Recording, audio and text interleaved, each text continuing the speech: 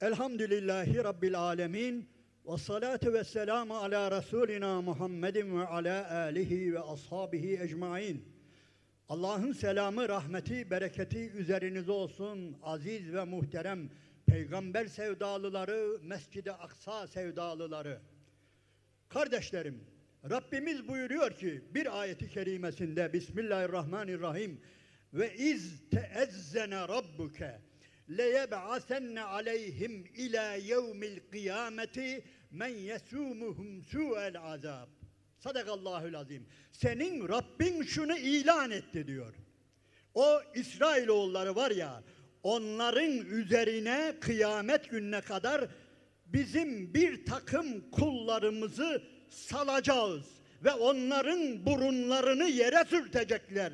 Onları zelil edecekler. O gün yine gelmiştir ha. Kardeşlerim, şurada söylediğimiz şeyler, inanınız ki böyle duygusal, böyle kahramanlık şeyleri değildir. Çünkü İsrailoğulları tarihte 75 seneden fazla hiçbir zaman devlet olamamışlardır. Hele 2200 yıldan beri hiç devlet olamamışlardır. Bakmayın bugünkü emperyalizmi yanına alarak yani ortaya çıktığına. Kardeşlerim, yine abartmıyoruz. İyi biliniz ki şu andaki İzzettin Kassam Tugaylarının çıkışı, Hamas'ın çıkışı sıradan basit bir olay değildir. İnanınız şu anda var ya, Allah'ın nuru önce Gazze'ye iniyor. Kabe'den önce, Medine-i Münevvere'den önce Gazze'ye iniyor. Ve oradan hem de bütün bir Avrupa'ya yayılıyor.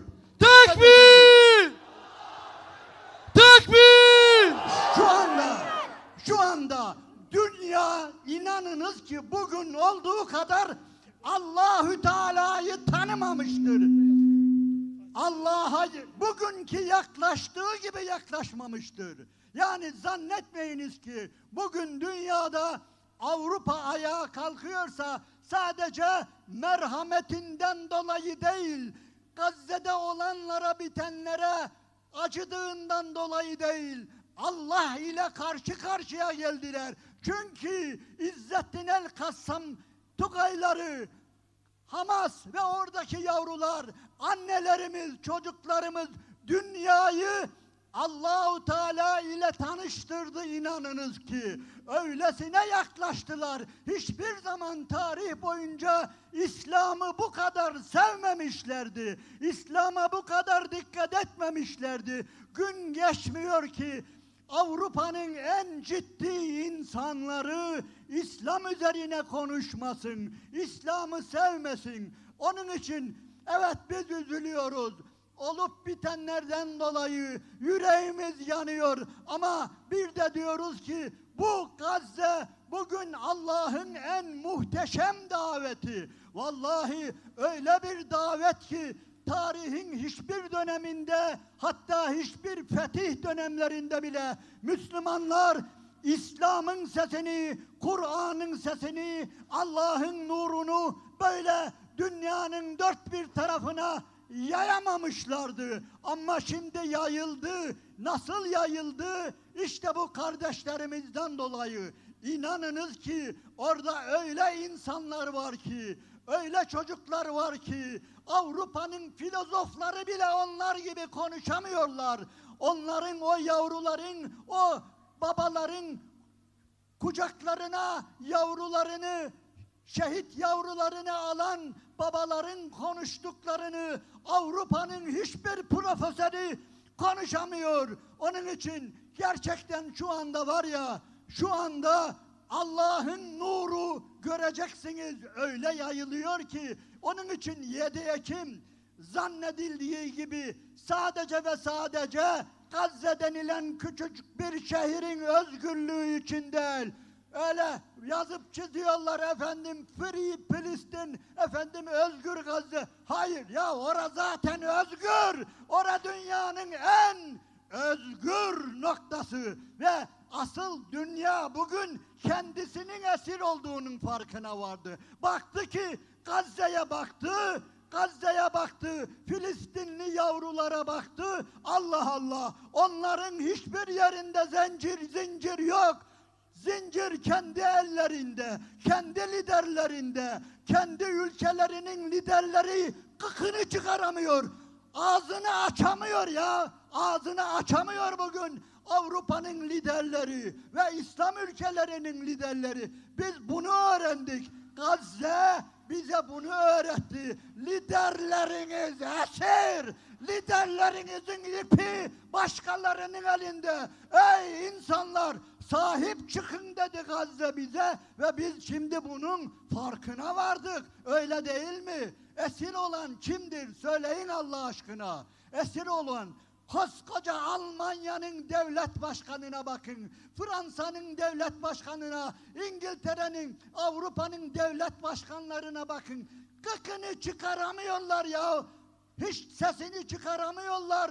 Ortada böylesine hak tecelli ettiği halde. Onun için kardeşlerim, biz diyoruz ki Gazze Allah'ın öyle bir nuru ki bir anda her yeri kaplayıverdi. Her şeyi gösterdi. Firavunların kim olduğunu, Nemrutların kim olduğunu, Ebu Cehillerin kim olduğunu, İblisin kim olduğunu, şeytanın kim olduğunu gösterdi. Yani sadece Allah'ın nurunu değil, ötekileri de tanıttı. Zaten dikkat edin, İslam'ın en büyük özelliği ve kul ca'el hakku ayeti kerimesinin sırrı sadece hak değil, batıl da orta yerde sırıtıyor. Ve kezalike nufassilul ayati ve litestabine sebilül mücrimin. Allah sadece müminlerin yolunu değil, aynı zamanda zalimlerin yolunu da gösterdi. Muhterem kardeşlerim, bir iki dakika müsaade edin, ezanı dinleyelim. Ama şunu unutmayın, ben unuturum diye korkuyorum. Hamas'ın olmadığı bir yerde, Hamas'ın olmadığı bir masa varsa eğer bugün bir toplantılar yapılıyor ve orada Hamas yoksa, orada İzzettin Kassam Tugaylarının temsilcileri yoksa, vallahi Filistin'i satıyorlar ona göre. Filistin'i satıyorlar. İsterse bunu kim düzenlerse düşün. Eğer bir masada Hamas yoksa, İzzettin El Kassam yoksa, iyi bilin ki orada şeytani bir pazarlık var. Muhterem kardeşlerim, Gazze direnişi inanınız ki sıradan bir direniş değil. Ve Gazze'deki katliam, evet büyük bir katliam ama yeryüzünde çok daha büyük katliamlar oldu. Hatta İslam dünyasında, Irak'ta 1 milyona yakın Müslüman öldü. Suriye'de Müslüman öldü. Myanmar'da milyona yakın Müslümanlar öldü. Burada daha 20 bine varmadı. Bu az görmek değil ama Allahu Teala öyle anlıyoruz. Allahu Teala bu Filistin'de, Gazze'de olup bitenleri İstedi ki bütün dünyanın gözleri önüne, hepsinin gözünün içine soksun. Ötekileri nasıl olduysa biz mi göremedik, gaflete mi daldık? Afganistan'daki, Myanmar'daki, Suriye'deki, Irak'taki katliamları o kadar dikkat ederseniz, yani gündemimize alamadık milyona ulaşmasına rağmen. Ama bugün burada Allah-u Teala bir şey istiyor. İstiyor ki emperyalizmin yıkılsın, onu istiyor. Belki güleceksiniz. Bunlar mı yıkacak? Size bir şey söyleyeyim. İnanınız ki emperyalizmi, Amerika'yı, Siyonizmi, Avrupa'yı, İngiltere'yi zannetmeyin ki Müslümanlar bir gün güçlenecekler, onların da atomu olacak, onların da korkunç füzeleri olacak, öylece yenecekler. Ben böyle bir şey olacağına inanmıyorum ve istemiyorum da böyle bir şey. Siz ister misiniz? Bugün o silahlar bizim elimizde olsun da biz Tel Aviv'deki çocukları yerle bir ederim. Razı mısınız? İmanınız buna müsaade eder mi? Ama Allahu Teala'nın bir başka kanunu var. Nedir? Kem min fiyetin galiletin galebet fiyeten kesireten biiznillah. Nice az ordular vardır ki nice çok orduları yenmiştir. Tarih boyunca özellikle Peygamber Aleyhisselatü Vesselam'ın hayatında hiçbir zaman Müslümanların gücü kafirlerden fazla olmamıştır. Bedir'de de, Uhud'da da, Hendek'te de, Mu'te'de de, hiçbir yerde. Yalnız bir yerde olmuş. Nerede biliyor musunuz? Huneyn Savaşı'nda. Huneyn Savaşı'nda 10 binlerce Müslüman varmış. Düşmandan çokmuş ve Allah korusun orada neredeyse yeniliyormuş Müslümanlar. Dikkat edin. Müslümanlar yeniliyormuş. Açın Tevbe suresinden bunu görün. Demek ki nedir? Nedir? Allahu Teala'nın bir kanunu vardır. Diyeceksin ki hocam geçmişten de günümüzden örnek ver. Söyleyin ya, Amerikan kafirini Afganistan'dan çıkaran Müslümanlar atomla mı çıkarttı? Füzelerle mi çıkarttı? Neyle çıkarttı? İşte aynı şekilde Allah'ın izniyle Hamas kardeşleri, İzzettin el-Kassam Tugayları göreceksiniz. Emperyalizmin köküne yani dökeceklerini ve oradan kovacaklar. İnanınız ki ancak onlar çünkü emperyalizme, zalimlere karşı ayağa kalkacak olanların kaybedecekleri bir şey olmaması lazım. Eğer kaybedecek saraylarımız varsa, gemilerimiz varsa, çok büyük binalarımız, köprülerimiz varsa inanın sesimizi çıkaramayız ha. Niye? Gelir bombalar diye. Ama Hamaslı kardeşlerimizin kaybedecekleri hiçbir şey olmadığı için görüyorsunuz yani kafirler için korkulu rüya olmuştur. Kardeşlerim, onun için biz ümit varız. Ümit var olmaktan da öte biz diyoruz ki artık 7 Ekim'den sonra dünyanın kaderi değişmiştir.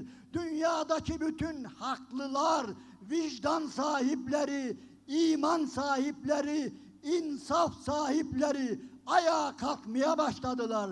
Yunanistan ayağa kalkıyor. Varşova ayağa kalkıyor. Washington'daki insanlar ayağa kalkıyor. Londra ayağa kalkıyor. Paris ayağa kalkıyor. Hepsi ayağa kalkıyor. Fakat size acı bir şey söyleyeyim. Siz de biliyorsunuz. Bütün dünya ayağa kalkıyor ama Hazreti Muhammed Aleyhisselam'ın Mekke'si, Hazreti Muhammed Aleyhisselam'ın Medine'sinde bir yaprak bile kıpırdamıyor Allah aşkına ya. Bu neyin nesi ya? Bu içimizi yakıyor ama inanıyoruz orada da korkunç bir patlama olacak. İçine biriktiriyorlar. O baskıyı, o zalimlerin, o kralların baskısını Müslümanlar şu anda yani dişlerini gıcırdatıyorlar biliyoruz. Bunun aksini düşünemiyoruz, yakıştıramıyoruz. Onun için bir an evvel biz istiyoruz ki yani o Kabe'yi tavaf eden insanlar ya orada bu kadar tekbir getiriliyor. Ne emperyalizm korkuyor, ne bir bilmem bir şey. Ama bizim tekbirimiz gibi olmuyor. Getirin hele bir tekbir. Tekbir! Tekbir! Tekbir! Öyle olmuyor ya. Bir şey olmuyor.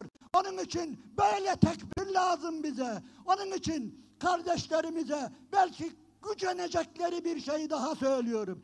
Ey Türkiye'deki Şeyh efendiler, neredesiniz ya? Ortaya çıkın. Hani güzel boy gösterileri yapıyordunuz ya çoğu zaman. Çıkın ya. Yanıyor kardeşlerimiz. Bebekleri yanıyor. Avrupa ayağa kalkıyor. Atina ayağa kalkıyor ya. Yunan gavuru dediğin adam ayağa kalkıyor. Ey şeyh efendiler, ey alimler, ey büyükler, neredesiniz? Neredesiniz? Çıkın, sesinizi yükseltin Allah için. Allah görüyor, sizden bekliyor bunları. Ve Türkiye'deki diğer sanatçılara da sesleniyorum. Diyeceksin ki ya hoca sen işi biraz değiştirdin. Evet, elin kafirleri, elin şarkıcıları, elin futbolcuları ayağa kalkmış. Bizim ülkemizin ne şeyhinden, ne futbolcusundan, ne şarkıcısından, ne bilmem nesinden bir gık çıkmıyor ya. Öldünüz mü? Ölü toprağı mı serpildi üzerinize? Onun için şöyle bakıyorum ben, geziyorum, dolaşıyorum. Yanlış anlamayın. Hep böyle gariban Müslümanlar. Kodamanlar değil, hep gariban Müslümanlar. Bingöl, Batman, Diyarbakır ve buna benzer yerler ayağa kalktılar. Çünkü gerçekten Selahaddin Eyyubi'nin torunları olduklarını gösterdiler. Tekbir! Tekbir! Tekbir! Onun için belki şaşıracaksınız ya bu adam şaşırttı mı diye. Bugün futbol takımlarına sesleniyorum. Madem ki 10 binlerce, 100 binlerce insan oraya toplandınız, ya bağırdığınız sesiniz, soluğunuz Allah için bir işe yarasın. Yeterin artık bilmem en büyük falan püşbeken demeyi. İşte kahrolsun İsrail deyin, yaşasın Hamas deyin, Hamas'a selam. Direnişe devam deyin. Düşünün bir defa. Eğer Türkiye'nin statlarından, meydanlarından şu ses yükseldiği zaman vallahi bu ülkenin çehresi değişecek. Bunu bilin. Ama siz ey boş kalabalıklar, ey boş boşuna çenesini yoranlar, boğazını patlatanlar, elinize zırnık geçmeyecek. Ama iyi bilin ki ne zaman ki Allah'tan yana olursunuz, ne zaman ki o statlar Allahu Ekber sesleriyle inler, o zaman iyi bilin ki bu ülke, bu millet yani öylesine gidecek, öylesine ileriye gidecek ki. Ama şu anda düşününüz, yani üzerimize bir ölü toprağa serpilmiş durumdayız. Ama Allah'ın izniyle uyandıracağız. Zorlarına gitse de telefonun sesiyle uyanmasalar, zilin sesiyle uyanmasalar, itelemiyle uyanmasalar, tekmeyle uyandıracağız. Bu millet uyanmalı. Cihan! Şehadet! Cihan! Şehadet! Cihan! Şehadet! Çünkü biz inanıyoruz. Bu milletin mayasında bir şeyler var. Bu milletin imanının üzerine biraz kül toplanmış. Üfleyeceğiz. Üfledikçe biz onu hep kül zannediyoruz ama birazcık daha üfledikçe Allah'ın izniyle o küllerin altından ateşler çıkacak. O sarhoşlarımız bile göreceksiniz. Allah davasının eri olarak meydanlara gelecek. Yeter ki bunu yapabilelim. Yeter ki bir yerlerden uyandırabilelim. Uyanmaları lazım ve uyanmalarını da bekliyoruz. Ümidimizi kesmedik. Bu milletin hiçbirinden, en günahkarından, en dindarına kadar hiçbirini biz silmedik üstünü silmedik ve bir gün uyanacaklarına ve bir gün Allahu Ekber diye orta yere çıkacaklarına inanıyoruz. Belki de Ebu Ubeyde'nin ortaya çıkmasıyla birlikte olacak bu. Gençler, size sesleniyorum. Artık bırakın şu ıvır zıvır tamam o cep telefonlarınızı atın demiyorum. Ama artık iyiye kullanın ya. İyiye kullanın. Ey azıcık bir şey bilenler, bilgisayardan anlayanlar, yani 3 boyutludan anlayanlar, animasyondan anlayanlar, çizgi filmden anlayan gençler artık bırakın ya ilin Rambosunu bilmem nesini şunu bunu çevirmeyi izlemeyi çevirin artık.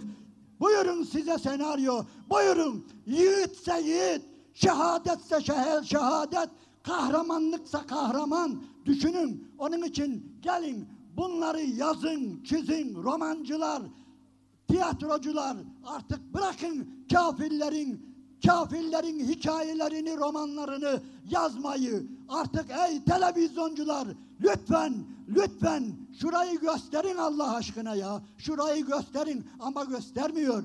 Kim göstermiyor biliyor musunuz? Bugün sizi biraz kışkırtıyor gibi oluyorum ama zalimler bir tarafa, kafirler bir tarafa, Müslümanların parasıyla televizyonlar kuranlar, efendim artık bizim de Müslümanca kanallarımız olacak, filmlerimiz olacak diyenler vallahi şunları hiç göstermemeye çalışıyorlar. Onların da yakasından tutun. Biz bu paraları niye verdik size? Ve İslam için, İslam'ı kullanarak kazandınız bunları ama Müslümanların mücadelesini hiçbir zaman vermiyorsunuz. Bütün bunları bugün size şikayet ediyorum. Dindar televizyonları size şikayet ediyorum. Şuralardan haber vermeyen dindar televizyonları, bizim televizyonlarımız dediğimiz, bizim kanallarımız dediğimiz kanallar göreceksiniz, akşam eve varın, hiçbiri vermeyecek burayı. Çünkü onların verecekleri şeyler çok çok basit ve belli. Onun için muhterem kardeşlerim, bu davaya lütfen zenginlerimiz Allah için el atın. Olmuyor. Bizim gibi cıbır gariban insanların sesi bir yere kadar varıyor. Ama siz ne olur ya şu gemilerinizi biraz da yardımla doldurun. Mısır'a doğru götürün. Oradan Refah kapısından geçirin. Şu tırlarınız var ya, o tırlarınızı getirin. İçini biz doldururuz. Biraz da siz doldurun. Yani sizin sesiniz çok daha başka çıkar. Allah için yalvarıyoruz. Bu davayı garibanlara bırakmayın. Evet, garibanlar da Allah'ın izniyle yaptığını yapıyor ve zaten başlattılar onlar, yürütüyorlar. Ne olur birazcık gelin ve arkadan iteleyin. Onun için muhterem kardeşlerim, bir milletin yani zenginleri de eğer orta yerde olmazsa, Efendimiz öyle buyuruyor sallallahu aleyhi ve sellem, eğer bir milletin, eğer toplumun diyor, zenginleri cimrileşmişse, yani toprağın altı diyor, toprağın üstünden iyidir. Onun için istirham ediyoruz. Zenginlerimizden istirham ediyoruz. Allah davası için ortaya çıkın. Bu davayı sadece fakire fukaraya bırakmayın, göreceksiniz. Sizin yapacağınız yardım öylesine hedefine ulaşacak ki ve sizin yaptığınızda ancak kafirler korkar. Bizim nemizden korkar. Efendim ben şu kolayı almıyorum. Tamam, o da bir iş ama senin aldığın şey, senin aldığın otomobil, senin aldığın o koskoca trilyonlarca malzemeler, benim alacağım bir tursilden bir yani ne bileyim temizlik maddesi ne ve bir de senin alacağına, senin vereceğine bak. Onun için lütfen yetkilileri, zenginleri bu davaya el atmaya çağırıyoruz. Aksi takdirde Allah sizin yakanıza yapışır. Allahu Teala yapışmadan önce de Allah sizi bu dünyada zelil eder. Müslüman uyuma, kardeşine sahip çık. Müslüman uyuma, kardeşine sahip çık. Müslüman uyuma, kardeşine sahip çık. Kardeşlerim, bir şey daha söyleyerek sözü uzatmak istemiyorum. Hamas'a dil uzattırmayın sakın ha. Eğer birileri, kafirler zaten şey yapıyor, o ayrı, terörist ilan etti ve hatta buradan İsrail'e sesleniyoruz. Ulan şerefsiz, aha sana bir meydan dolusu Hamaslı. Bırak. Tekbir! Tekbir! Tekbir! Hepimiz Hamaslı değil miyiz? Ey Siyonizm duy ve yakında şunu söylüyorum. Vallahi göreceksin ey Siyonist. Sadece Gazze'nin içinde değil, Filistin'in tamamı Hamaslı olacağı gibi Ürdün Hamaslı olacak. Mısır Hamaslı olacak. Suriye Hamaslı olacak. Lübnan Hamaslı olacak. Yani İsrail'i çevreleyen ne kadar İslam ülkesinin yavruları varsa, bugünkü gibi olup bitenleri izleyen, seyreden ne kadar yiğit yavrumuz varsa, vallahi hepsi yarının Ebu Ubeyde'sidir. Hepsi Muhammed Tayfı'dır ve hepsi birer Hamaslı olmaya başlamıştır bile ve bugün elhamdülillah her yerde bu yiğitlerimizin resimleri, sembolleri var. Ve Hamas'a selam, direnişe devam. Hamas'a selam, direnişe devam. Hamas'a selam, direnişe devam.